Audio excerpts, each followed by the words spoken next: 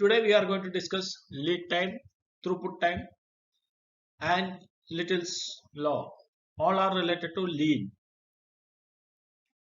Let us see what is the lead time first. It is the time or it is the duration between the customer places an order for a product or service and the time at which he or she receives the required deliverables. For an example, you can see that let us say customer places an order for 10 parts on 1st July. The customer places order on 1st July for 10 parts and the supplier, the organization, receives this order and places an order to each sub-supplier for raw material, and he receives on 7th July. Okay, it takes 5 days for to receive the raw material. After receiving the raw material, the supplier is taking for their processing. So on 8th July, the supplier has taken for their process and finishes on 15th July. So the supplier takes 7 days to complete their internal processes. Right. After completing the process, the part is about to ship to the customer. So 16th, it got packed and shipped, and on 19th, the customer receives the part. Right. So here you can see the total lead time for receiving the order is 18 days. The day which he placed the order on 1st July, and he or she is receiving the order on 19th July. So it takes 18 days for the customer to receive an order which is placed on 1st July. So these all about the lead time. Now we will go to throughput time. So the definition of throughput time is that the time required to process a product or service within an organization. Let us say there are 4 processes in this particular organization.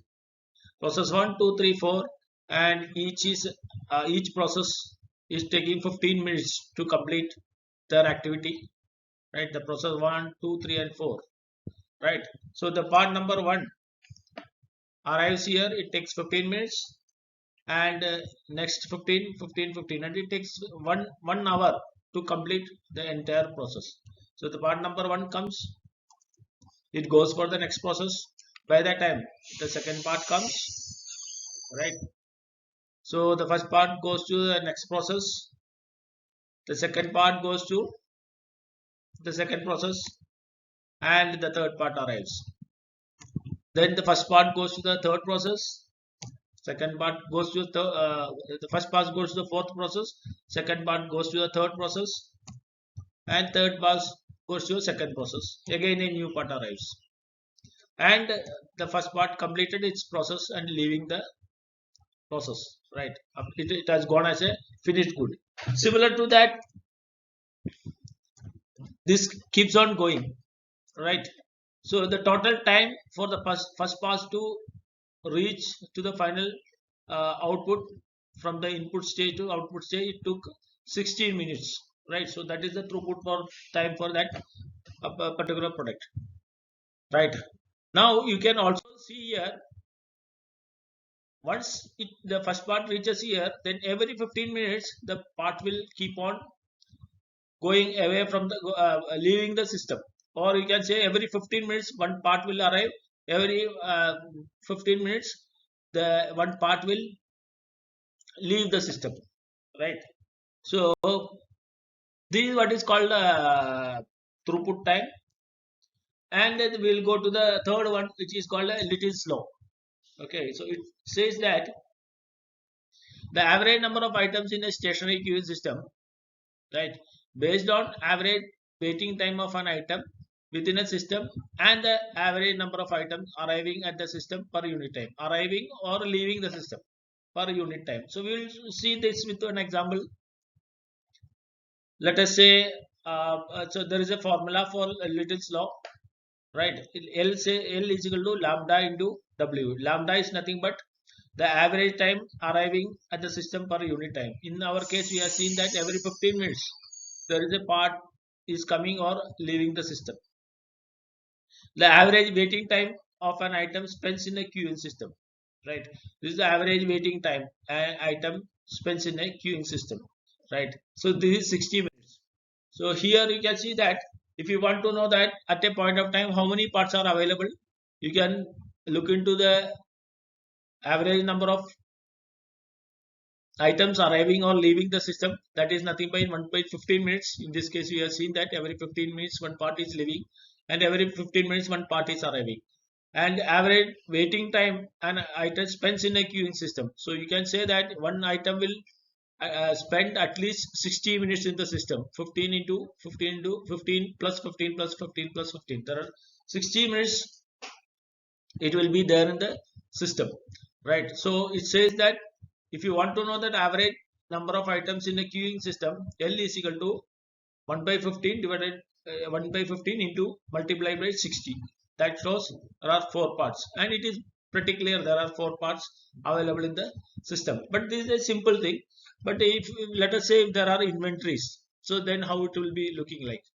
So let us take another example. You can see here there are 5 parts waiting for process 1, and 1 part is under process. Similar to that, there are 6 parts for process 2, 5 plus 1. There are 6 parts for process 3 and 6 parts for uh, process 4. Now here you can see that if I want to know that an average waiting time an item spends in a queuing system, you can see that W is equal to L divided by lambda. So here how many items are there? We can see here there are 24 parts are available, divided by 1 by 15. Every 15 minutes one part is arriving in the system or leaving the system. So 24 divided by 115, 1 by 15, it is 360 minutes or 6 hours. So what it says that as the inventory goes, if there are only one part, it takes only 60 minutes. But since the inventory keeps on going, increasing, the average waiting time and items mentioned in a queuing system keeps on increasing. You can see that it goes to 6 hours, right? So the throughput rate is increased. The throughput rate is increased. So you can see here the WIP increases, average waiting time in the queuing system also increases. So we can see one analogy with a little slow, that if there is a traffic, if there is no traffic in a toll booth, every 1 minute, let us say every 1 minute one car will leave the toll booth, right? After paying the toll, every 1 minute the car leaves the toll booth. If there are no traffic, it will go very fast. But if there is a huge traffic, even though it takes only 1 minute for a car to leave the system, still since the inventory is very high, for a car to leave the system it will take a huge time, more very high time, because there are a lot of things in the queue. So this is an analogy to little slow. Heavy traffic in the toll booth, cars will take long time. So the more the inventory, the more will be the time to leave the system. So this is what is all called little slow.